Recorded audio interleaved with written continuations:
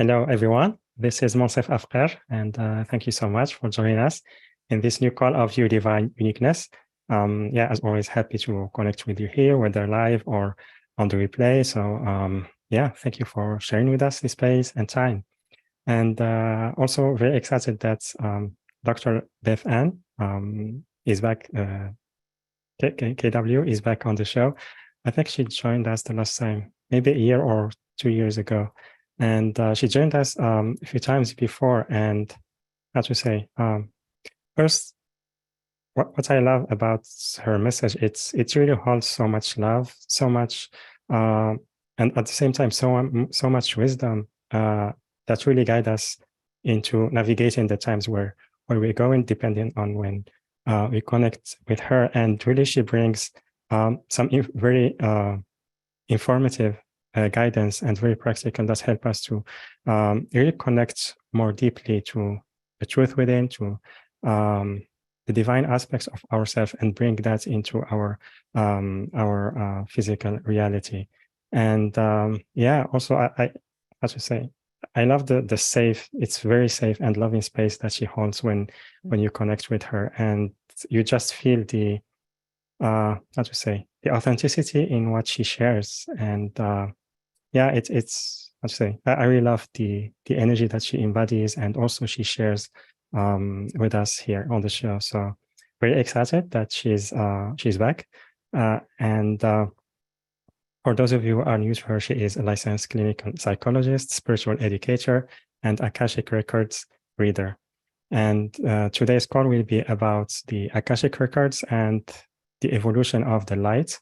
So she will be sharing about that, about the energies of this year, and also what we can expect of the second half of this year. And also she will guide us on an angelic guided heart activation. So stay tuned for that. And then we'll have, or maybe before that, we'll have a Q&A where you can ask BethAnne your questions. And for that, if you are on Zoom, you can raise your hand by clicking on reactions, then raise hand. Or if you are on the phone, you can click on *9. And also you can type your questions on the chat boxes on Zoom and also on YouTube. And so with that, BethAnne, welcome to the show. We're happy to have you with us today. Thank you so much. I'm so happy to be here. And I love the timing of this. One of the things the Akashic Records said for the month of June is that we would have a sense of feeling connected to a greater web of light. And I was like, well, that's perfect for today, with connecting with everybody here and feeling part of a greater community. So I'm so happy to be here, and perfect timing. I'm very energetically aligned right now. Wonderful. For those who are of our audience who are new to you, I would love if you can tell us a little bit about yourself and the work you are offering. Absolutely. My background is as a clinical psychologist, and I did that for a lot of years and made a huge life change right around the year 2017 that brought me from Anchorage, Alaska to the island of Kauai. And at the time, I was already working with the Akashic Records. I had been accessing them for myself, and I was doing one-on-one work for other people. I was doing some writing. I've authored a few books, and I wanted space to develop some of those gifts that I wasn't necessarily having time to develop in my private practice life and the life I'd set up for myself. So I really declared it this quest for reinvention. It's been an interesting 6 years since moving here. And part of how my work evolved with my spiritual work is I really got called into opening the records for the collective right around the year 2020 going into 2021. I'd already been doing a lot of work for individuals and felt really comfortable accessing somebody's individual Akashic records. And I was doing work where I would open records for the collective on topics that seemed of interest. So if I wanted to know more about how do we handle somebody who is a narcissist in our life, and how do we set good boundaries, I had a lot of information clinically, but I'm always curious, what do the records have to say? And what information does spirit give us that might enhance our understanding of how to live better, how to navigate better, and then to have that higher perspective of what might be going on with some of the energy dynamics or karmic things or some of the contributors that might have created that relationship or dynamic in the first place. And as I got confident in that, I really felt this message from the records, from spirit, that said, you have to start doing this in a bigger way and putting your voice out there. So that began in 2021, where I started doing monthly energy updates, opening the records for the month ahead. I did not want the responsibility of opening them for like these big ticket issues and bringing that through and putting myself in a position of making predictions around things like what's going to happen politically or economically. It's just, my heart wasn't in that. My heart is really to help us live better. I want the wisdom myself, and every light worker that I connect with, they want it as well. And so I really started looking at what's the energy of the month to come. And what I found over the last few years of consistently doing that work is the records have really started telling us a story about the overall evolution of the light at that time, how we as souls are growing, how things are shifting on the planet. I am really seeing this cosmic dance that's happening between earth energies, cosmic energies, the collective, and us as individuals. And so what has been fun about that is that every month it's kind of like building a new chapter, and a little bit of it to be continued. And what will they say this month? And how is that energy connected to what came before and what's coming next? So I love doing the work. I love the theme for 2023. I got really excited when I heard the evolution of the light. I did not know what that meant when I got that in December when I opened it, but I was like, I am here for it. I want to find out. That sounds fun to me. Wonderful. Yeah, thank you so much for sharing that. That's your journey. And also, you just mentioned about the evolution of the light, and I really feel the excitement when you share it. So I would love maybe first, like, if you can tell us what it is. What do you mean by it? Yeah, absolutely. So the records every year have given us a theme. The year of 2022 was building the bridge. And that was really about the year of the year 2021 was really about new light coming on and a lot of earth movement. And so 2022, we kind of built this bridge that many of us have been through profound changes over the last few years, whether we've changed something externally or we've just had changes relationship-wise, internally. And the evolution of the light this year is really about, I'd say, multiple dimensions of light evolving at the same time. That message is just as much energetic and ethereal in terms of what is happening with cosmic energies and shifts that are happening to the earth. And it's also about us, which I feel is what is most relevant for all of us today who are coming together. And it is about how we are evolving as those who are anchoring space for light to come onto the planet at this time. And a lot of what I'm feeling about that is a lot more clarity coming through. The records say there's been a mass amount of energetic density cleared over the last few years. And much of that is happening through those of us who are just doing the work. We're showing up, we're transmuting karma, we're shifting some of the ancestral wounds. Every time we do that work and we heal something in ourselves a little bit more, it's like a metaphor for taking a lens or a window that was a little bit foggy, and we take another layer off. And so we're able to see through it more clearly. Our energy comes through more clearly. We interact with each other in ways that we can bring more authenticity to the interaction because we're not feeling cluttered up with things like old projections or old wounds or old stories. So on a really practical way, part of the evolution of the light is us. And it is how we are shifting things. And of course, this applies not just to those who might identify as those in the spiritual community and light workers, but for many of us, we're really aware that we're doing that work. So it's nice to hear from the records, it's working. You're doing a really good job at it. And, the month of June in and of itself, the records called this to turn the lights on. And they said this would be a month where many of us would feel just so much more clear, like a haze or fog had lifted, especially towards the second half of the month.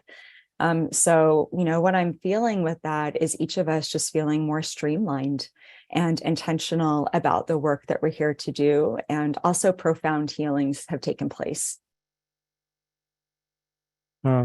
Wonderful. Thank you for sharing that. And also, I have a question. Like, how do you see like our evolution in maybe like knowing our own truth and receiving guidance?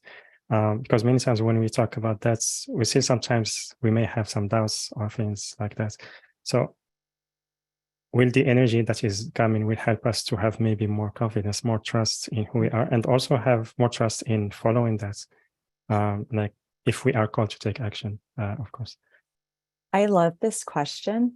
So I just opened the records yesterday. I've been in them a lot of times for this topic, but I just opened them, and something they said that was one of the first times I've heard this in 2023 is kind of this age of the guru is over, and that it served a purpose for a while for some people to maybe hold a lot of the information and be in a role of being kind of the master teacher or somebody that had a huge body of work.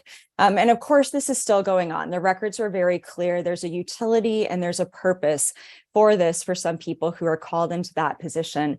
But they were also very clear where they said, do not check your soul sovereignty at the door, that you are here to not do it like somebody else is doing it. You're here to have somebody else, maybe they reflect the light in you, and then to really develop what is that about for yourself and to bring that into the world that you feel called to do.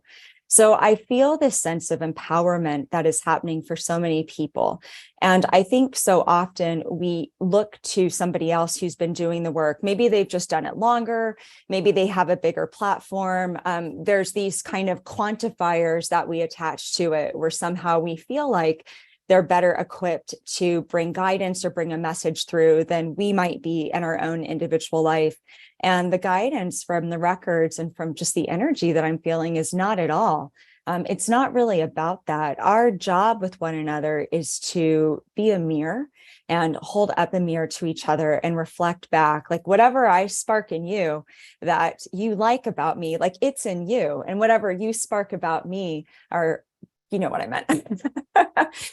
Whatever it sparks in me, like that's in myself as well. And our job is to really figure out how do I integrate that into myself and embody it. So this is very much about being empowered in your soul sovereignty. And that empowerment is never about being more than or less than. It's just recognizing that each of us has a part in the pattern and a part in the whole, and our lights are needed. And the only way to bring our light, our gifts, our talents, our essence out into the world is by doing that with as much authenticity as possible. So we have to start trusting ourselves and trusting the messages. Yeah, absolutely beautiful. I love that. And also, as you were sharing that, I thought about another question is about making choices. How do you see that? Like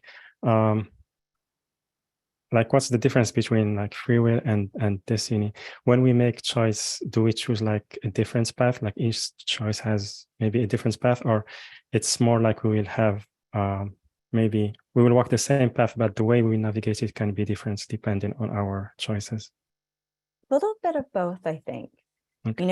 I think that many of us have a really strong sense that we're here for a purpose. And whether or not you're really clear on what that purpose is, where you say, I'm here to be a bright light and I, do chakra work. And I know I'm meant to bring that out into the world. Or whether you're not clear and you just say, I know I'm here for something bigger than just these roles that I'm in my life. There's many paths to get to the top of that mountain. So I think free will, and not only free will, but how the energies are shifting. I think that many of us sometimes have a sense of this is how I'm going to do it, and something changes. And it's happening within the greater cycle. I'm thinking of the quarantine right now and COVID and all that happened with that. I know for myself, I had set a plan up of I'm choosing to be a speaker. This is how I'm going to do it. I'm going to travel. I'm going to do events. And then I totally got benched because I wasn't going anywhere, and so that was something where this bigger cycle kind of stepped in and was like, you got to make some different choices with your free will, with what you have to work with. But I think there's a little bit of all roads eventually lead to where we're meant to go. But when it comes to free will and choices, that's part of why we're here as a soul, to experience like, what happens if I make this choice? And what might the consequences be of that? And what did I learn from it? How did I grow?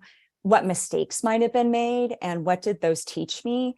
And I think what we have to understand is that from the perspective of spirit, the perspective of our higher selves and our soul, there's not wrong choices. Some choices line us up for maybe a little bit, sometimes of a better path or an easier path.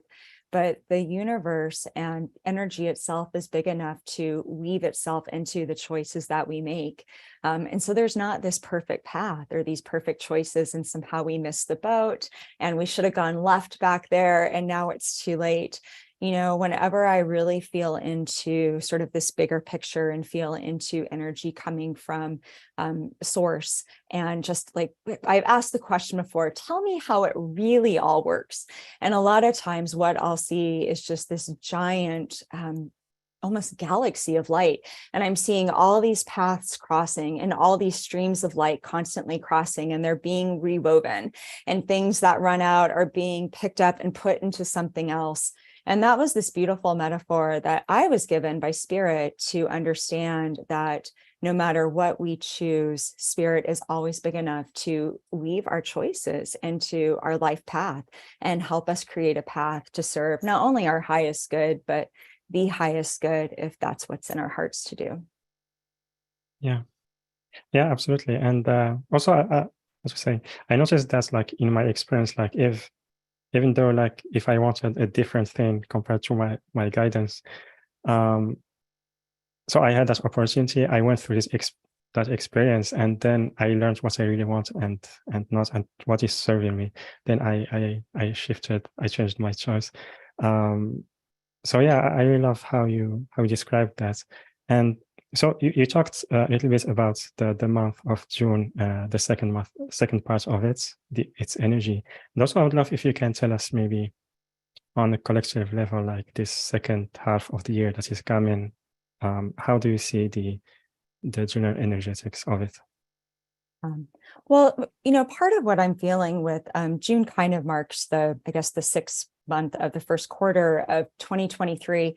And just a kind of a memo to everybody out there, if you have felt the first half of the month where you have felt foggy or not really felt clear or had a lot of static or something like that, what I'm feeling is a lot of that lifts coming with this new moon, coming with the solstice.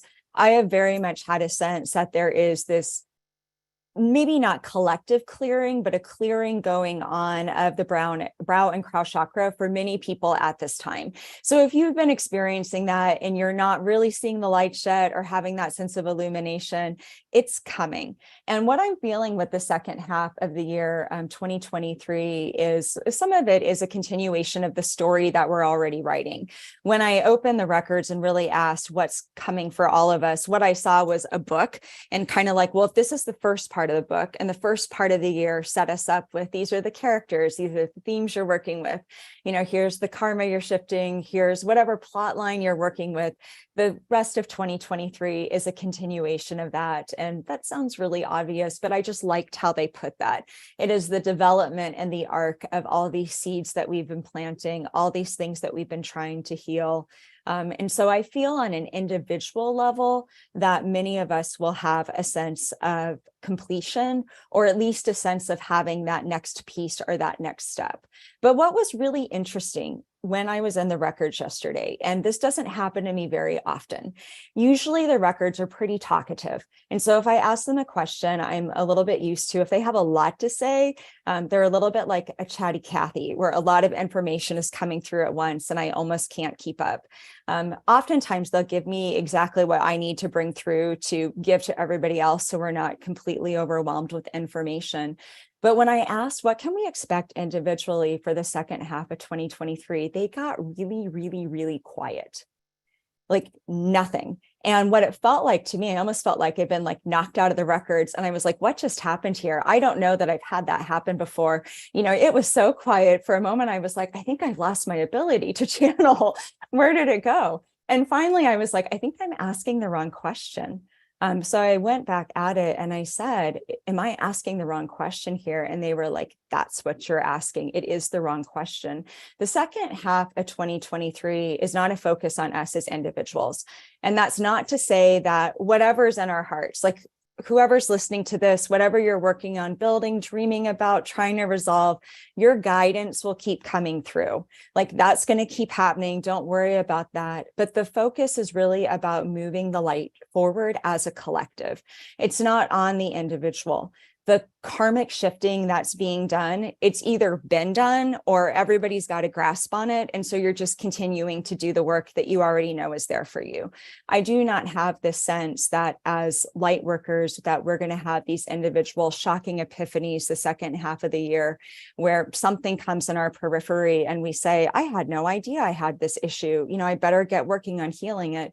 It's more like we've got a grasp on that. And the records actually said there's nothing we can tell you right now individually for the second half that's going to give you a big epiphany.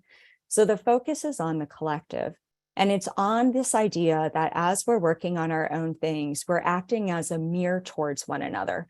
And what we can expect energetically, like if I'm working, let's say, on speaking my truth and clearing my throat chakra, that almost instantly, I am not only going to have opportunities to speak my truth and clear my throat chakra, but I will probably start seeing it reflected in people around me, where either they're working on the same thing and I'm being called to tell them, well, this is really what's working for me. You should try this, make it your own. Maybe they're one of those difficult teachers and they are just somebody that I'm getting the opportunity to practice that with. But what I got was the sense of ripple effects and almost an instant sense of ripple effects that as we're doing our own work, we will see it reflected back in the energy around us. And I think when they talk about this idea that we're connected to this greater web of light, and they said the month of June, we would start feeling that. I think that's what they meant energetically. It's not only feeling connected, but it's actually seeing the ripple effects of what you're doing in a more amplified and powerful way than we've experienced before. Yeah, beautiful. Thank you. Thank you very much for sharing about that. And so you talked about like the energetic of the collective, and like will that be maybe how to say reflected in the physical world? Like can we see some big changes in the world, or maybe just normal changes, or is it more just like evolution of light? Like you said, it's on an energetic level, and then maybe gradually we can see the shift happening on the physical level. We're going to see the shift happening on the physical level. Oh, that's how I feel. So what I did feel is, I kind of asked like collectively, how will this kind of just translate to life down here? And part of what I saw was, there's already been like a lot of upheaval happening. And, even if you're trying to ignore what's happening with world events, you can't ignore what's happening with world events. There's a lot shifting in our world right now. And so what I'm feeling with that is a continuation of shifts, a continuation of movement. One of the themes of the year 2021 that came through in the records was this idea of just profound earth movement, and that the earth was really shifting and healing herself, and that structures were shifting and trying to move towards healing. And so I think we can expect to see a lot of change on the physical level. I think we can expect to see a lot more changes in our world. I did get the sense that part of what is happening right now is it's almost like there's been kind of a revolution in some of the systems over the last few years that put together modern day life in terms of things like the politics and socioeconomic and all of that. And what I did see in the records is that those things are trying to stabilize themselves. A lot has come through on where the holes are in the system, where the cracks are in the foundation.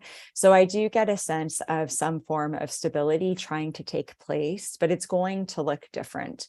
I very much keep getting from the records, we're never going back to how it was. We will be moving forward. And the only way to move forward at this time is to integrate some of what's happened. So I think we're going to see a lot of movement. We might see it individually in our lives, depending on our circumstances. It might be more subtle if you've already been through a lot of movement, but I think in events and things around us, we will continue to see a high velocity. Yeah, beautiful. Thank you very much, BethAnne. And yeah, do you want to share maybe more information about the subjects, or do you feel maybe more guided to do the group process or taking questions? Let me just share a little bit more, and then why don't we take a few questions, and then we'll do the group process. How does that sound? Sounds great. Yeah, awesome. So what I was gonna, the only other thing that I can think of is that the kind of in tandem to the question you asked is that anything is possible is what I asked. And part of what's happening is, so think about what happens to us as individuals when we heal something in our life. Maybe we've been working on an old wound and we've really managed to create more healing around that, more growth around that, a new story around that. Space opens up, right? Like space opens up for us emotionally. It opens in our heart. Usually we have an expansion of our heart chakra that goes with that. We have an expansion of consciousness that goes with that. And when we have space in our life, there's new possibilities. We're less constricted.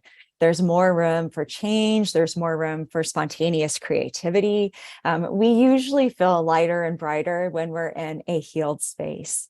So if you think about this idea of the evolution of the light, and part of the evolution is this healing that's taking place, and you apply that in a bigger way, what I'm feeling is that opens up the field of possibilities to much less constricted energy. So there's a lot more room right now for, like I said, spontaneous creativity to take place. The evolution of the light is not happening in a void. It's not just happening to light workers. It's happening to anybody who is trying to live more open-hearted, even if there's somebody who would never listen to something like this and doesn't identify with the work that we do. There is this shift happening collectively with many individuals who are just tired of not being in integrity. I get this sense in mass consciousness that people are tired. They are tired of misrepresentation. They're tired of misinformation. They're tired of not knowing. And so I'm feeling this collective shift towards a demand for more authenticity and integrity and transparency. And so we know that where truth exists, like darkness can't be there, and the light will enter. So it opens the energy a lot. So anything is possible energetically right now. And what that means for us is to continue to have an attitude of curiosity and adventure. It is to continue to, if we get upset and think, well, this didn't go according to my plans, or what happened, guides? I thought I was listening and I was receiving my guidance and nothing worked out the way that I wanted to. It's to understand this greater context that you probably didn't do anything wrong with receiving guidance and trying to follow your path. It's just that there's so much fluctuating energy right now. Things changed.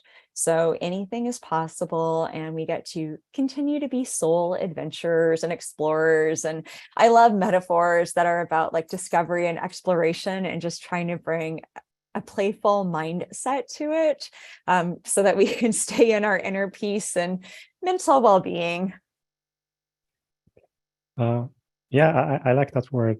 Also, it makes it, how to say, like you said, more fun and more easier, like rather than maybe sticking with one idea that we want to manifest, and be more open to maybe something better or something different. So yeah, beautiful. And so do we take questions from the audience? Yeah, let's do some questions. You're welcome to ask about the records or something you might want to know energetically. We'll just see what comes through. All right, so everyone, to ask your question, you can raise your hand by pressing reactions, then raise hand on Zoom. Also, you can write your question on the chat boxes on Zoom and YouTube. The chat on Zoom today looks a little bit different. I think they made some changes. I think so too. Yeah. Okay, it's not just me. Yeah. And also, if you are on the phone, you can raise your hand by pressing *9. So let's see, we have Pat. Can you please unmute yourself? Okay. Hi. Hi. Okay. Hi, BethAnne. Thank you for your wisdom. That's wonderful. Oh, Is thanks so there much for being here. is there a message for me according to my records? I can, Sure. What's your name? Patricia Bergstresser. Okay, let me just see what comes through, if your records are Okay. angels. Okay. Patricia, let me feel into you a little bit. Message for Patricia. Well, what I can just feel, Patricia, is that, first of all, your heart is so open. Like, you've really been doing good work, and that's what's coming through the strongest. And I'm having such a sense of angelic presence at my back. I don't know how aware you are of your angels, or maybe a loved one who's with you, but like, I have the strongest tingles at my back right now. And so I feel this sense just of how supported you are, and a really big recognition of the work that you're doing, and the direction that you're going in. It's so beautiful. It's almost like your heart, as you have gone along your timeline, has become more and more pure. And I'm seeing an image of like a golden heart that has been like refined, and it's been refined again, and it's been refined again. And it just feels like very pure, very beautiful, very light, and your guides are with you. And they will let it be known to you. If you're getting sign synchronicities, you can feel them. Whoever you're connecting with, I feel them for you. Thank you so much. I'm honored. Yes. Yes, you're so welcome. I needed to hear that. Yes. I feel like I'm an earth grid holder. Yeah. Very, very much so. And don't be discouraged. I'm hearing for you. Don't be discouraged. You're not alone in this.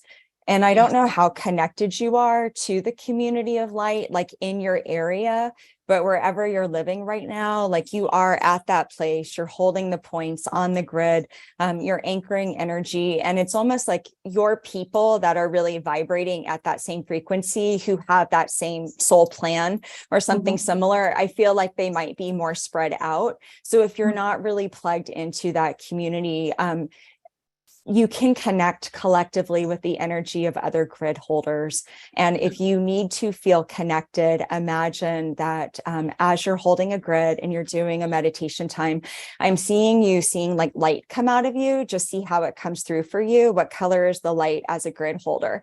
And imagine that it's connected to like all these points around the globe.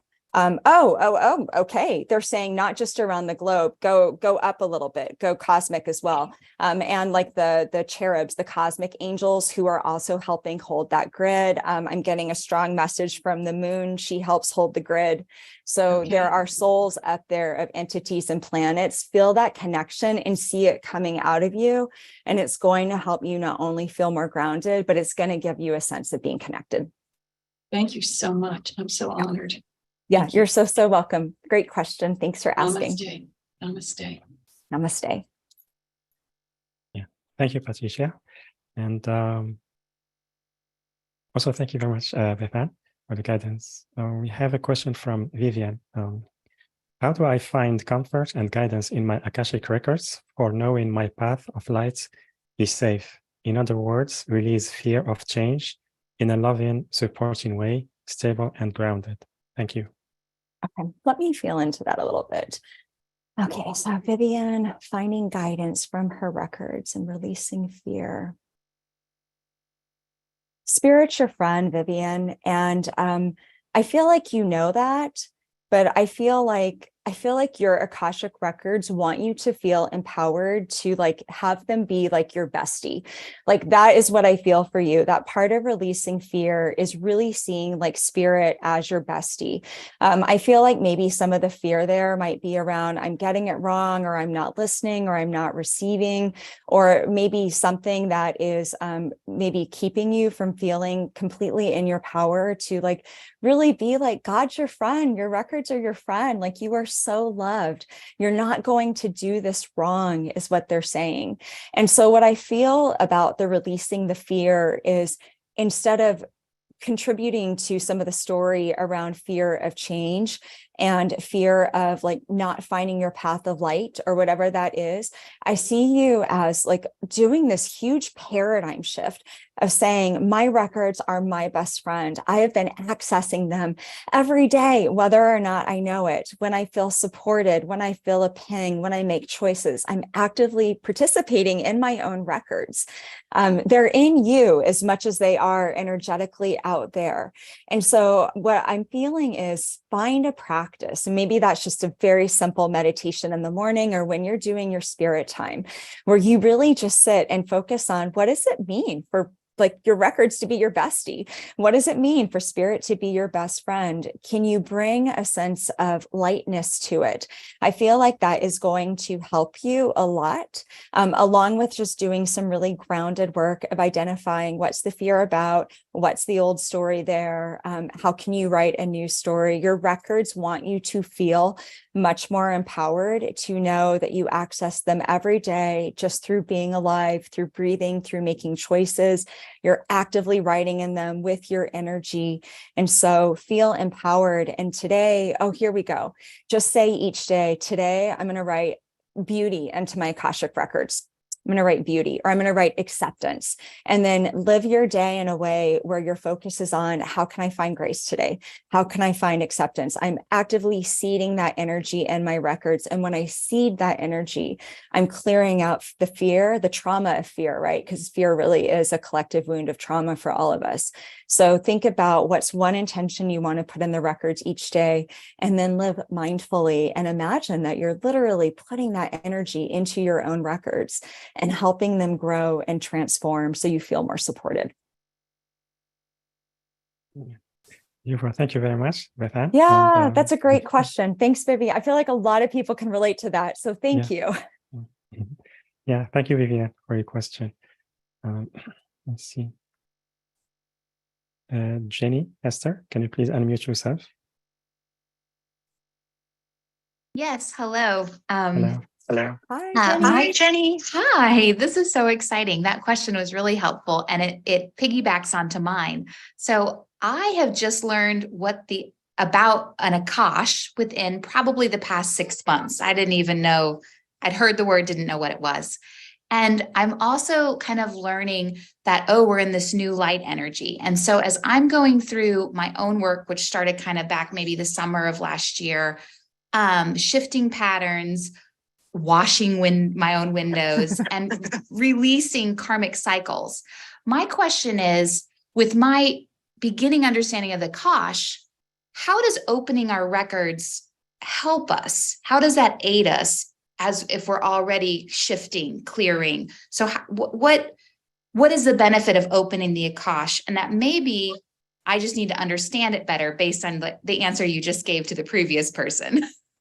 Yeah, it's a great question. And it's twofold. And the first one is that it gives you the benefit of receiving guidance. I feel like this would be really fun for you, where you can work on opening your Akashic and asking a question. I always advise, make it really simple. If you just open them to be like, what do you want me to know? You might not get anything. It can be really overwhelming. So we need a landing point. Even when I'm doing stuff like this, I need a name, I need something to like land on, or it's just too much.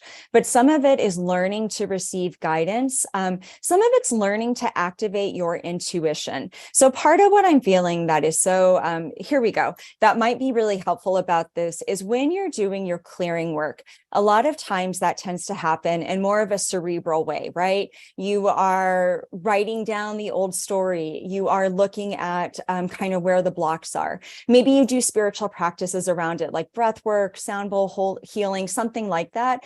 But either way, there's a little bit less of an experience in the process where you are you're being kind of mental about it, and you're thinking about what is the healing, what needs to be changed. So when you work with the energy, the Akashic, you're much more in your intuitive energy. You are working on receiving messages messages maybe through clairvoyance, you're working on resonance, you're working on other kinds of like psychic sensing or different intuitive gifts, and really developing those, which many light workers are still working on feeling empowered with, because they feel like there's still an old story out there that somebody else does it better than them.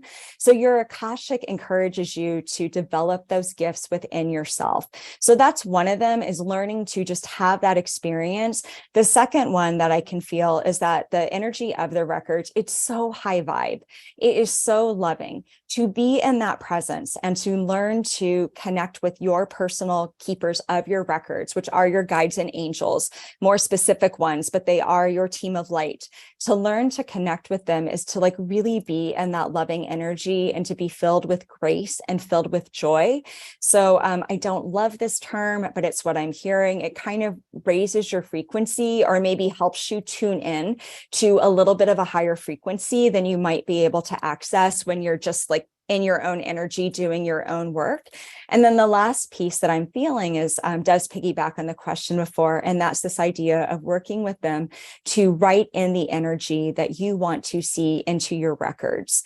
So if you are wanting to develop more self-love in your life, then imagine that you are writing a story of self-love into your records. Like if you could write your records, maybe they would be like, in 2023, this was the year that Jenny learned to love herself unconditionally, and her heart was wide open. Like I almost feel this sense of working with them in this very playful, joyful way to let your records know what do you want to create and what do you want to focus on. So there's this sort of multiple ways that they can be helpful.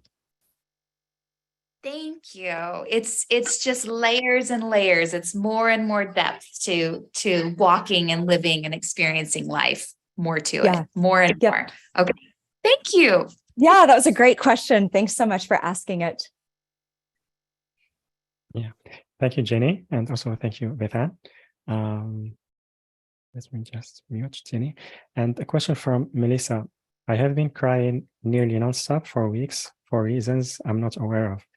But I was told I'm processing grief for humanity. I also said I came into Earth with a notion of tears around me. Am I releasing past trauma from Lemuria and or Atlantis? I have been alone on my journey and up until recently felt not alone. I wonder if I need to leave my area to connect to a community of light and love. Thank you so much for your consideration.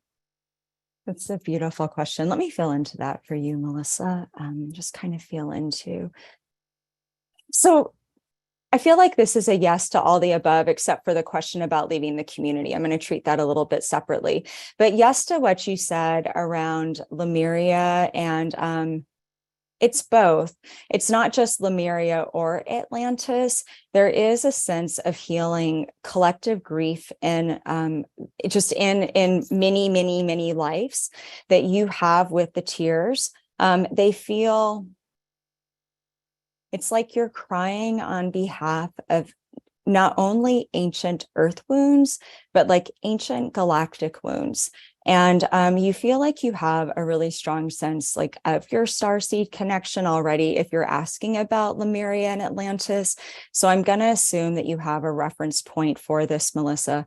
But part of what I'm feeling is a little bit of a sense that it's not just here. It's more like these tiers of collective karma, like throughout time, throughout history, and really crying for the earth herself is what I feel. You have a lot of past life energy around being in those timelines, and a lot of grief that didn't get processed in those timelines because there wasn't space to process it. So that's some of like the heaviness in your heart and some of what you feel. I feel when you're around water and can like access water and water energy some way that it helps it flow. Like that feels like I feel like you're already doing this, but I'm just going to amplify that message. Like that's part of your medicine. It's to go be by a lake or a stream or take a bath or take a shower or have a glass of water. Water has its own consciousness. It has its own soul. There is a being, there's something with water itself and the soul of water that will help you clear. It will help you cleanse. So that's a way to like really feel like you are able to just release them. The other piece is to understand they're just not all your own. Some of this is meant to be released at this time. And what I'm feeling for you is with this idea of the evolution of the light, part of what's evolving in you, like literally, right? It's like these tears and these feelings in you, they're like coming out. Your windows are leaking with water. It's like you're getting a power wash and water's running down everywhere. Some of that will shift some. It doesn't feel like it's going to be forever for you. Some of that will begin to shift. Let me feel into part 2 of your question really quickly. I don't feel like you need to leave where you're at this point in time. You might need to eventually. I'm not sure where that is, but I don't get a sense that's what's keeping you from feeling connected. You do feel really lonely to me, but I can feel where it's really good for you to start to work your online community, to find the spiritual practitioners who are actively like putting work out there. Like you're here today on Monsef's show. You know, it's like finding those people that you feel connected with, and then looking for the opportunities where whether you can be in person on Zoom or part of a group or consistently show up. I feel like those things help you feel more connected. And then the last thing that I'm feeling for you is similar to Patricia's guidance about the earth grid. It's a little bit different. Is I want you to imagine in your meditation time, what does Lemurian crystal light look like to you? If you could see that light coming out of you, how does that present itself to you? And I want you to imagine that that is connecting to everybody else here who is holding that energy and who is doing it in different kind of corners of the world is what it feels like, and see if on an energetic level you can feel connected. Pray for them, pray for the others like you that are really struggling. Purpose your grief to say this is not only for the collective, it is to every light worker out there who feels like they're in a void and they're really alone. They know all this stuff is true. You know, purpose it and purpose it to that greater collective. I feel like that's going to help you start to feel more dialed in, and your angels and guides will bring you opportunities to keep finding places that you can connect, even if it's online, so you don't feel so alone. Yeah, thank you very much, BethAnne, for the guidance. And also thank you, Melissa, for your question. It's a Much great love. question. Yeah, yes. Yeah, so BethAnne, how long approximately you will need for the heart activation? You know, I can do it and I can keep it short. We can also just stay with It's questions. Okay. I'm really flexible today. I see a lot of hands up. So yeah. I have many versions of the heart activation. This one was a really simple one, but we can also just stay with Q&A if we want. And maybe if we have time at the end, I'm very, very flexible, but I see a lot of questions. So happy to get to those too. Yeah. So maybe we can leave like 10 minutes or 7 toward the end. Yeah. Why don't we close with it? You know, it's not even a 10-minute. It is probably something that's like 3 or 4. I'll just keep it just an archangel activation for everybody's clearing and a little bit of an energetic brush off. I always feel better when I do it. I figure everybody else will too. Yeah. Wonderful. Thank you, Vivian. Thank you, everyone. We love. Let's see. Susanna from Portugal, Madeira. Hello.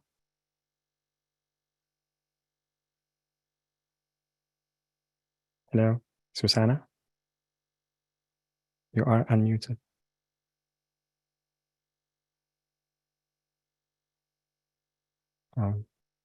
No. Hello. So we will come back to you later, right? So Christine, can you please unmute yourself? Hello there. Hello. Hi, Christine. Hi. I'm in kind of a loud place. I apologize. I couldn't get my internet to work. But yes, if there's any guidance I can seek from my Akashic Records, I would appreciate that. I am working with a friend right now, and we're doing some healing work. We try to go in and eliminate traumas and dramas of people's lives. Kind of a body talk that we do, and then clear with a positive message. Just making sure that I'm on the right track. I'm retired, and that's what I'm doing right now. Okay, beautiful. Christine, what state or country, or just I'm give in me a Michigan, location? up Christine in north Michigan. in Michigan. Yep. Okay. Thank you, Christine, up north in Michigan. Okay, you're absolutely on the right track. I can feel that for you. You know what there was many ways that you could have taken to choose to heal this. What I feel like is the person you're working with, you trust them. I feel like they're delighted to be working with you, whoever it is, or they really enjoy the work. And I feel like there's a good relationship there. And I can feel for you, it's been challenging work. Like, it's really brave work. You know, I feel like this is not the work that maybe you go to like a super juicy sound bowl healing and you leave feeling like groovy and amazing and super like cosmically connected. Like, I can feel that you are doing deep work. Part of what you're doing in healing your trauma is, I'm getting the sense of like healing the womb of the earth.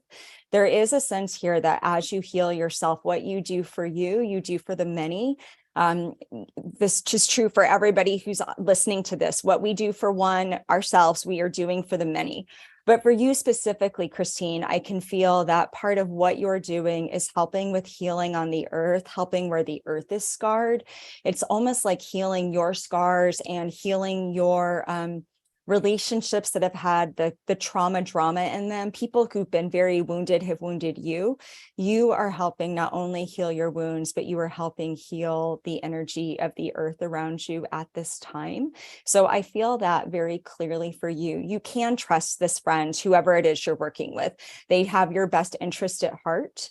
And it's working. I can feel your energy lifting and feel your energy clearing. What I can also feel for you is it's very likely that as this work becomes more closer to completion, I feel like you've got a chapter to write post-retirement. I don't know what that is. I don't know the specifics, but I feel like if you have been actively thinking about, gosh, I'd really like to write a book, or maybe I'd like to volunteer, or maybe I'd like to pick up this hobby, or I want to grow more as an intuitive and offer this work. I don't know what that is for you, but you've got like something else to offer. And when you come at it from a more healed place, it's going to be that much more powerful. So I feel good things coming for you, especially in the year like 2024 going into 2025. I feel like whatever it is I'm seeing for you is going to become even more clear, where you're actively taking steps towards that.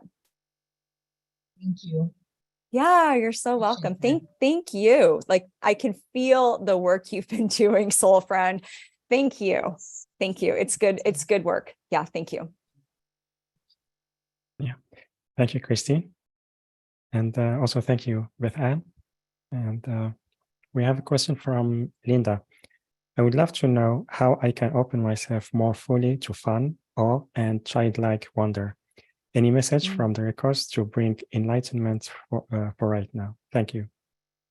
That's a fantastic question for all of us. I don't know about everybody on this call, but I feel like we could all use more fun and childlike wonder. So let me feel in for okay. I'm going to say it, Linda, because the first thing that came through is not my typical thing I talk about, but I'm feeling fairy energy like all around you. And that was absolutely the first thing I heard was ask the fairies. I like fairies. It's not my go-to for what I tend to channel for people. But I feel that if you're looking for fun and you're looking for more wonder, one of the best things you can do is connect with the nature beings. And connect with beings in the nature kingdom, whatever is your understanding of those. So if that's fairies, go with fairies. If you have a sense of other beings, there's certainly many other energies and multi-dimensions who are here on the planet at this time, living between worlds, supporting the joy of nature, the joy of the earth, helping sing the flowers into life, like anything like that, that sparks at you, I feel like is going to help you connect with some more childlike joy and wonder. The other thing I can feel for you is to really try and shake off the story that you can't have joy and childlike wonder if you have heaviness in your life. I'm hearing this is for you. It's also for all of us. There is this idea that it's almost like we just want things to be okay, because if they were okay, then we could find our joy. And there is truth in that, is what the records are saying. You can certainly access joy more easier when you're not stressed out, overwhelmed, and feeling pressed down by trauma. But there's also a story there of I can be working on shifting energetic density and I can be joyful. The other thing I feel for you, Linda, is art. And I'm seeing like messy art, like child art, like getting crayons and coloring, or one of those like paint books that you used to just dip the brush in water and it had like these colored dots and you could like paint a picture from nothing but a paintbrush and water. Playful things, chalk, go to a toy store, look at toys online, start a toy box or a treasure box. I can feel this sense of like your inner child wants to delight in that. And if you can give yourself permission to access that and take away like that adult talk where somehow that's silly or not mature, or if some people have a story around inner child work, you know, it's not that at all. It is bringing an integral part of yourself that might not have been able to have some of the experiences throughout your lifetime of feeling whole as a child or having that childlike wonder. It's like just bringing it into your wholeness. It's making space for it. It is honoring that. It's being very deeply loving to yourself and knowing, here we go. Knowing that when you do that, you're helping heal wounds and the children of the earth, things that children are struggling with right now who are not allowed to be children. When you do that work of healing yourself, what you do for yourself, you do for the many.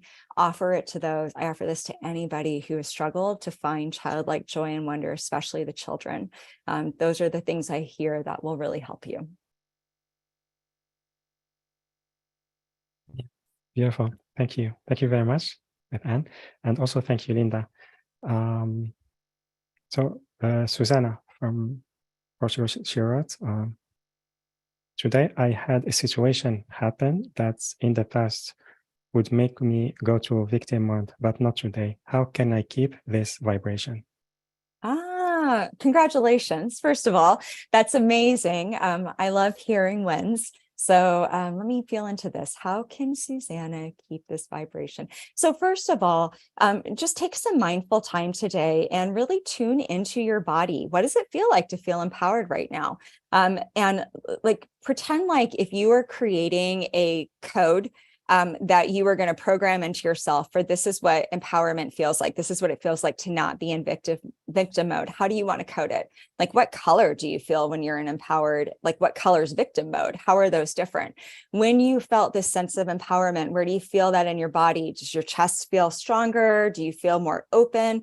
How does it feel when you're in victim mode? What I'm feeling for you on a almost like a cellular level, like an emotional memory level, is really tapping into what did that experience feel like for you? What were you thinking? What were you feeling? What helped you? And then I want you to imagine being in that mode and moving about your life in that mode. So tap into that energy and then do a visualization around next time this happens in the future. Hopefully there won't be a next time, but we know something else is going to happen that wants to knock you into the old story. So imagine a realistic circumstance and you're responding differently and you are accessing that brilliant gold empowered energy or red or however it comes through for you. That's the best way to take the experience that you had and get it into your body, get it into your cellular memory, get it into the neural network in your mind, and begin to create a template that becomes your go-to for how to react in these situations. I can feel your guides being like really well done. Like you just have a lot of guidance who's really proud of you. It feels like if they could come down and give you like a gold star or like, here's a blue medal or something like that. You got the blue ribbon. Your angels are celebrating with you. So congratulations on empowerment. It's amazing. Yeah, wonderful. Thank you very much, BethAnne. And also thank you, Susanna, for your question. That's a great question. We have two feedback. One from Melissa. BethAnne, my heart was wide open during your transmission of truth and love and went into meditative states. I'm expanded into great gratitude for your beautiful bridging. Every word was resonating with my soul and I am blessed. Thanks. Thank you so much for sharing. I'm so glad. Yeah. Thank you, Melissa and Linda.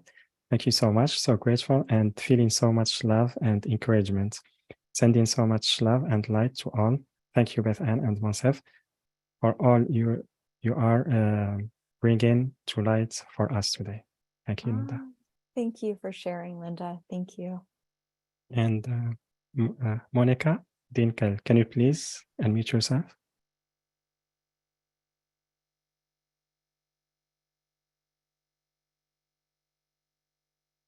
Monica?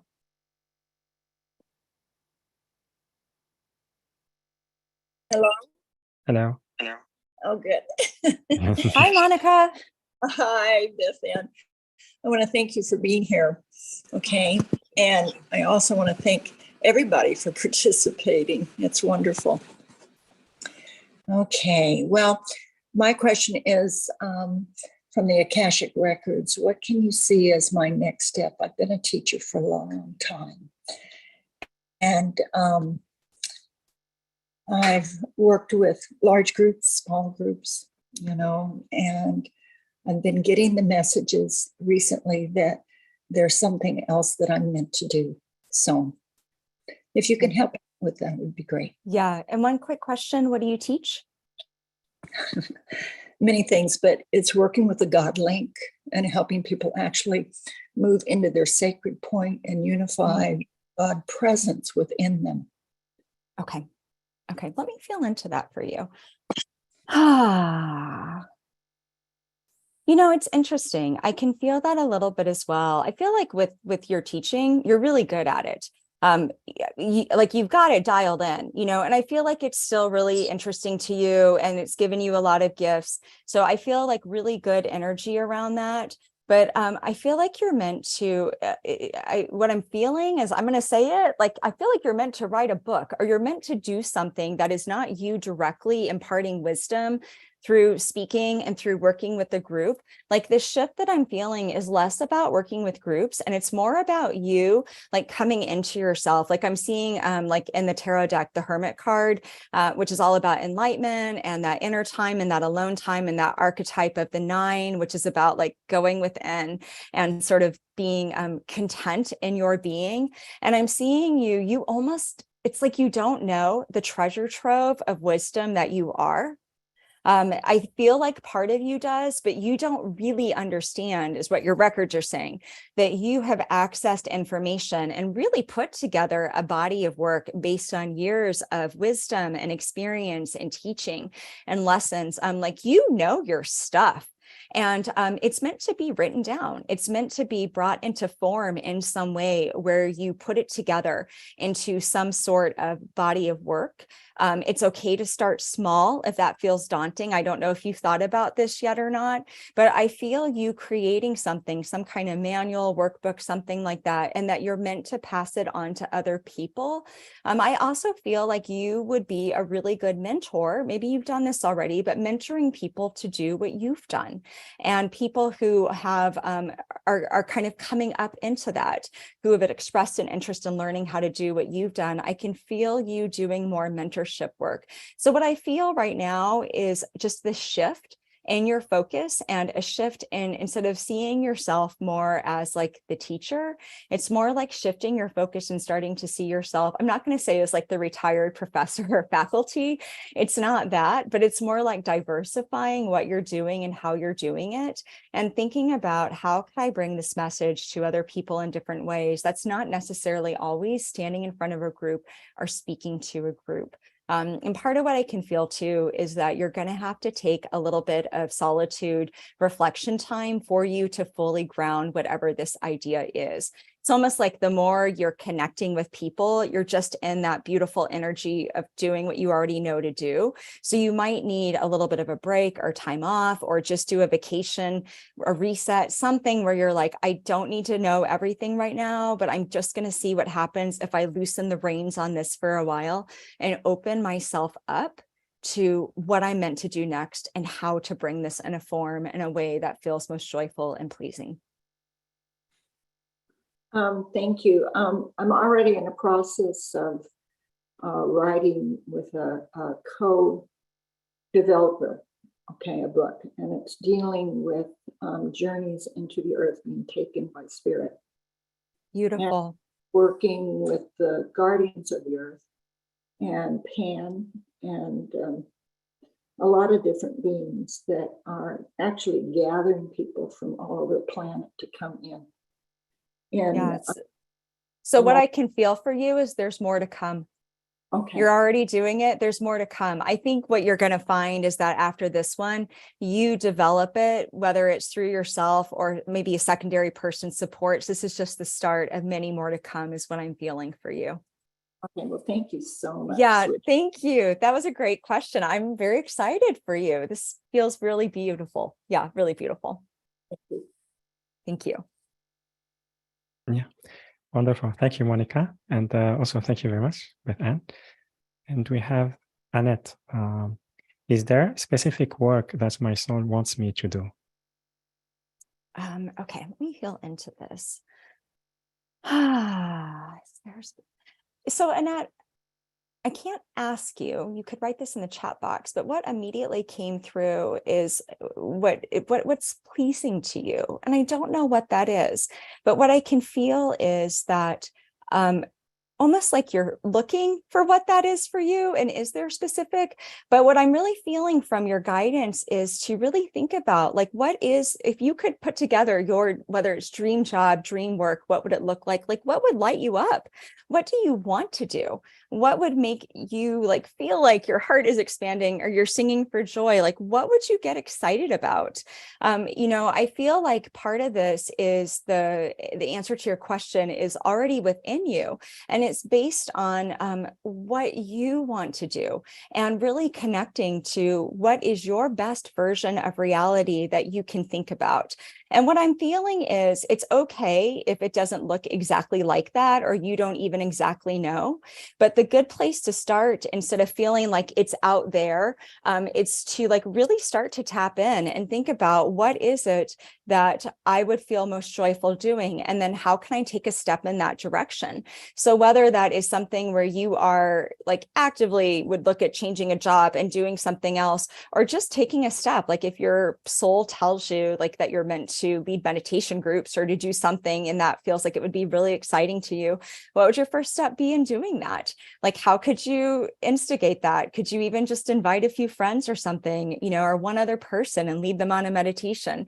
I feel like part of this is about you having fun, doing a little bit of a dance with your soul where you get to create the path and you haven't missed a path. Part of what I feel for you, and this has come through for many light workers in recent years, is sort of this confusion around, I know I'm supposed to do something with this, but I don't know exactly what it looks like. And what I'm feeling for all of us is you have to realize you're writing the new code, you're writing the new templates, you are writing the new way for how it's going to look. And so you can't really look to what somebody else has done with their work to think about what would be most joyful to me. Look to them for inspiration, but think about, not is it possible to do, just what would feel most joyful to me? Who am I inspired by?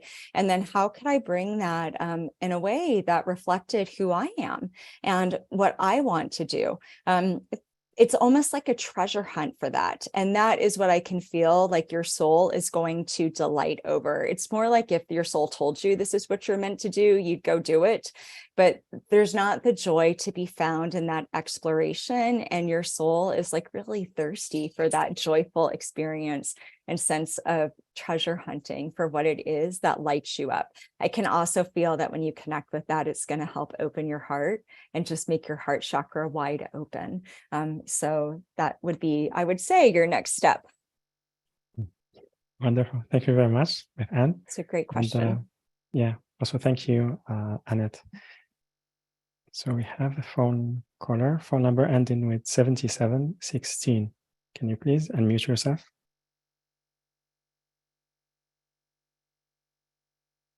Hello. Hi there, we can hear you. Hi. Oh, sorry, Hello. it's just one. Okay. Go ahead. Hi. Hello. Hi. Hi. I was curious of what my Akash was saying for about music and incorporating different magic into it in alchemy. Ooh, and what, could you give me a name? Your name? Joshua. Joshua. Okay. I got excited about that. Let me see what your Akashic says. I was like, please do that, Joshua. We need that. But let me ask your records and Joshua's angels. Oh my gosh. I just feel like this is such an absolutely for you. I feel like you have some unique gifts with that and a unique way of doing it that's not being done right now. And so I feel like, so this idea, I love how these questions are kind of building a story for all of us. But this idea that you're writing a new template, it seems like there's people who've done some things that you're like, that's really cool. I would like to do that more. But I feel like you're going to do it in a way that's different and that puts your own unique twist on it. It feels really fun for you. And part of what I'm feeling is that like your intention, whatever this alchemy and this magic and whatever you want to put into your music, it's more this sense of not only doing that in a way that's fun for you, but putting the intention in of like, well, what do you want the alchemy for? Do you want this to spark healing in somebody? Do you want it to open their heart? Do you want to purpose it to whenever they listen to that music or however they're tapping into it, that they get like a cosmic hit, like love bombed by spirit, and they get a big old like, you know, cosmic hug or something. So part of what I feel is not just putting the music together in a way that you weave this in. And again, I'm seeing the magician card right now in the tarot deck and this magician energy, but it's really having fun with your guides and being like, what can we create in this music? Music wants to become a more multidimensional experience for you. It might be helpful for you in your meditation time to connect with the soul of music. I don't know what this is. I've not done this before, but to like really connect with like the collective soul of music, because it wants to create something more multidimensional with you. And if it helps to see that as almost like its own entity, it is a collective consciousness. But if it helps to see it as that, I feel you doing some very creative collaborative work and almost like making music your like co-pilot with it. It feels really fun. And again, has not been done before is coming through. So don't look to others, how they've done it. Look to what you want to bring into the world. It's very much in you and in your Akashic to do it. That was a great question. Thank you. Wow, thank you so much. That really resonates. It's like spot on. Yay! Wow. I'm so glad. It feels really joyful. I don't know anything about this, but I can tell you just feeling it. It feels light. It feels joyful. It feels really healing for people who will be receiving this from you. Yeah, because I'm be a joy for me to create a whole new musical experience for people to be with and to receive what they need, whether that's love, joy, crying, laughter, you know. Yeah. And doing that in different ways of concerts and sound baths and different things like that, or ecstatic dances, or, you know. I love it. I'm seeing in a divine, unique way. Yeah. And I'm seeing the word immersive, whatever it is, it will be an immersive experience for people. That's part of your alchemy. So have fun with it. That's really exciting. Thank you. Thank you so much. Hope yeah, great question. Thank you, everyone Joshua. else on the call, and thank you, Manta. Thank you, Joshua. Aloha. Aloha. And yeah, thank you very much, BethAnne. And we have a question from Eleonora. Beautiful. How do we set healthy boundaries? I have placed myself in serving a lot, but not yet for higher purpose. How do we set healthy boundaries? So the first thing I hear, the minute you were reading that question, Eleanor, I heard the words receiving. So part of setting healthy boundaries for you, it's for all of us, is learning that we're not just meant to give and serve, we're meant to receive. And so what I'm seeing is part of the healthy boundary piece is to recognize, what does receptivity feel like? What does it feel like to have exchanges that are equitable? And by equitable, it doesn't necessarily mean that they even out and the scales are balanced. More like you've received something in return that like lights you up or fills yourself so you don't feel drained. So part of what you can do with this work, with boundary setting, is really think about your experiences and relationships in service, and think about, how do I feel when I feel drained? How do I feel when I have maybe felt taken from or felt like I offered something in loving service and maybe it was devalued or not appreciated? Take a little bit of time and do some inventory on what some of those experiences that weren't as positive felt like. Where do you feel that in your body? Where do you feel that as an energy exchange? Like, how does it come through? And this is for any of us, when we feel like our energy isn't being honored or seen and we just kind of feel depleted, what does that look like? Is it a color? What does the energy look like? Is it a dull gray? So take a little bit of time with that. And then really think about the idea, what does it feel like when I feel healthy, when I feel respected, and I feel like what I'm offering is valued? How does that feel in my energy? Like, what color or colors is that? Like, really tune in to where you are in your body with that. And then the other thing that I'm feeling with boundaries is just this idea, boundaries are fluid. So part of how we learn to set them is through experience. And it's through setting poor boundaries where we say, well, that didn't work out at all. I got myself into this. And what can I learn and what can I do differently? So don't be a perfectionist where boundaries are concerned. They're evolving at this time as our understanding of self-respect and our relationship with ourself evolves. So pay attention, be mindful, and pay attention to, if you set a good boundary, how did that feel? Like our person today, Susanna, I think, who asked about, she stayed in empowerment, not, being a victim. That was a boundary. It was an energetic boundary. Maybe she said something or did something and set some kind of a boundary. So how does it feel when we do that? And if we like that, how can we have more of that in our life? And then the last thing I'm feeling with boundary setting is to really weed out anything that is rooted into us that says, like, I'm not deserving, I'm not worthy, people should just take from me, or like any messages that might be there. It's hard to set an effective boundary if there's like a rotting foundation filled with old beliefs of not seeing your self-worth. So it's not about elevating ourselves. It's just about treating ourselves with respect and getting rid of those old stories. So I could do a whole show on boundaries, but that will hopefully give a good jumping off point for some of these. Yeah, thank you very much, BethAnne, and also thank you, Eleonora, for your question. So let's try another phone number ending in 7716. Can you unmute yourself? 7716. Did we have that number? Or maybe no, it was okay. A different one. Okay. Hello? Hello. Oh, new number. Hi. Okay, What is your name? My name is Suzanne. Yeah. Hi, Suzanne. Suzanne. Hi. Hi. Hi, Suzanne. I'm just so inspired by this call. My gosh, I'm just so inspired. Oh, yay. Thank you. And I really, really am. I think we all are. I just don't, where I am in my life is, I'm older. I don't feel like I'm adapting to these changes very well that are happening in my body, primarily in my body. I'm just not adapting well. I don't like them. And that's really not helpful to me. So is there anything that we could discover there? Yeah, absolutely. Well, okay. First of all, I know this is going to be a really hard one to do, but your body does want you to make friends with it. Some of the changes that are happening are a reflection of a life well lived. They are a reflection that you've been here, you've been living life, you've been engaging. So I'm really just seeing an honoring of the aging process and an honoring of, this is hard. It's hard to say, but I'm going to say it. An honoring of the purpose of decay. That is how it's coming through. And what I can feel with that is, of course, you don't like it. Of course you don't.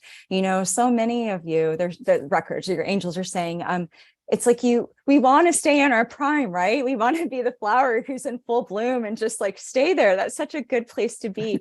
And it is sad to go through like development and go through the biological aging process and come into more of that winter season and that crone energy, that whether you're male or female, like we all step into those energies as we age and we go through that timeline. And so there is a lot of sadness there. So it's okay for you to grieve that. It really is. It's okay. Like, I actually feel like the more you try and tell yourself it's not okay to be sad, the more it makes you sad. So it is okay to grieve that. And I feel that it would actually be helpful for you to do like a little ritual or a little ceremony to like really honor like your body as it was, and really kind of just say, I'm so sad that I don't get to be that way anymore. It's been really hard for me to age and to grow older. But what I'm really seeing you doing is seeing if you can find a space of honoring what wisdom have you learned. What life have you lived? You've got more life in you. You have like something's coming for you. I cannot feel what it is, but I can feel that you're really young at heart. And that's part of the problem, is that you don't feel like how you look. So it's creating cognitive dissonance and a sense of incongruency in you. So what I can feel that. So what I can feel is, first of all, please do all the things that make you feel young and make you feel joyful, and do those things up until you can't do them anymore and you have to leave this planet. Do not stop doing those and be dictated by a biological age and what you should do or what you shouldn't do. So like that's first and foremost. The second thing I feel though is to really see yourself as this collection of all the ages you've been. You are 21 still. You're still 33. You are still 40. You are 45. I don't know your age, but you are all those ages that you've been. You are all those wisdoms. You are all those beautiful versions of self. They are all still in you. And if you need to have days where you honor a younger aspect of yourself, then do something that reminds you of that time period. Do it freely and do it with joy, and see if you can carry all of those in you with a sense of you've got some big energy to you, and that can only be gained through living long. Nobody else, you youngins on the call, is what they're saying, don't have it yet. That can only come through literally walking the path and being there. And so if you can see yourself like that and see that there's beauty in the fading rose, because it's actually becoming something more beautiful. Your heart is opening the closer you get to like timeline when you're going to transition. That feels really far away. I want to be clear on that. But you know, there's an opening that's happening. There's an authenticity that wants you to step into it. If you can connect with that, it's going to make it easier for you. And like I said, please do the young things that you want to do. They feel super important for you. Thank you. Yeah, That's you're very- so welcome. That is so helpful. I mean, it truly is. Thank you. Thank you. Yeah, you're so welcome. I'm so Yeah. glad. Yeah. Yeah. And Yeah. actually, by the way, I'm in my 80s. So I have lived Okay. much life. You've lived, yeah, you've got many selves. Yeah, you know, wear it like a cloak of power and authority. I want you to see yourself like a queen of all those rich experiences. Like you've got this beautiful tapestry of that energy just woven about you. And I want you to put it on every single day and know you are all of those versions of you. Thank you. Thank you. You're so Thank you. welcome. Thank you, Montez. Yeah. Thanks for Yeah. coming. Thank you, Suzanne. Much love. And Bye-bye. bye. Yeah, thank you very much, BethAnne. Yeah. Beautiful. So do you feel it's time for the heart's activation? I think it is. I know there's more questions. We could stay Yeah. here all day, but I know we'll bring it in with this. And you're welcome Yeah. if you have a question to buy a package. I totally forgot to mention, I have a podcast called Your Heart Magic, and the boundaries question made me think about it. I just did a boundaries episode. So it is a blend of Akashic wisdom and psychological wisdom. So if you are looking to keep developing some of these wellness themes that you're working on in your life, there might be something that resonates with some of you there. So, all right, let's meet the archangels. So I'm going to have everybody go on ahead and close your eyes if you're in a space to do so. If you're not, that's okay. You can drive or work or do whatever and just receive this as good medicine for your heart. You want to put your hand on your heart, you can. It connects us to that portal of light that's inside of us. And we are just going to do a little angelic clearing here to help shine up our energy some. So first of all, I call upon Archangel Michael, and I ask that you surround this space in peace and white light and protection. May whoever is listening live on the call or whoever accesses this afterwards, may everybody really feel that they are surrounded by a very loving white light. And I ask that you bring an empathic clearing into the system of everybody who listens and accesses this. And whatever needs to be handled, we ask that you handle it. Whatever needs to be dusted off or brushed off. If there's any energies that any of us are carrying that aren't ours to carry, any debris we've picked up from the collective, any energetic dust, anything like that, we just ask that you shake it off, take it from us, and bring it back to the light to be transmuted into love. And then I call upon Archangel Ariel, and I ask that you open our hearts to really embodying the energy, not only of love and gentleness, but being fierce and being strong. You are such a beautiful model for so many of us of how to live with open-hearted courage and how to be both strong and also loving at the same time. So open our hearts to our own strength, open our hearts to our connection to the planet, our connection to the earth, and open our hearts to the wisdom of bringing our Akashic Records into our everyday and feeling empowered to access that wisdom. And then I call upon Archangel Raphael, and I ask that you bring really peaceful vibes and energy to all who listen to this. And I ask that you bring healing into their life and into their bodies at this time, on whatever level they need it, relational, emotional, mental, physical, spiritual, all levels. And I ask that you be working and moving in the hearts of all participants and listeners throughout this next week and helping bring into alignment any areas in our life that need to be brought into wholeness. And I call upon Archangel Zadkiel, and I ask that you allow us to connect with each other, that you allow us to feel connected to the greater web of light and feel part of this soul family who is here on the planet at this time, that care about the same things, that want to live consciously, that want to live mindfully. May we be blessed with connection with each other that is real and that is something that happens relationally. And for those of us that might never meet, may we have a sense of that on an energetic level so that we know we're part of this bigger group work here that is holding space for the light. And may everybody who is part of that feel encouraged and feel lightened and feel like they are part of something bigger. And not quite last, but close to it, I just ask that all guardian angels present in this group really give everybody some signs today and some blessings, or whenever they listen to it. Help them see the 222s, help them see the angel feathers, help them see the ladybugs or the cardinals or the perfect message that pops up on social media, or hear the song lyric, whatever that is. You speak to us in so many ways.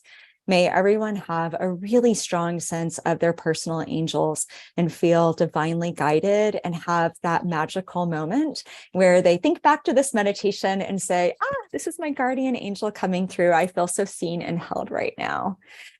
And last but never, ever, ever least, Archangel Uriel, I ask that you help us to continue the good work of transformation and shifting on a soul and cellular level. The trauma that we're working with, the changes that we're working with, so we can keep finding wisdom, transmuting that to love and offering it to the collective. And as we go about the rest of our days and weeks and month of June in 2023, light us up. Thank you, thank you, thank you, angels, for joining us today and blessing us with peace in our hearts. We say thank you, namaste, amen, and blessed be.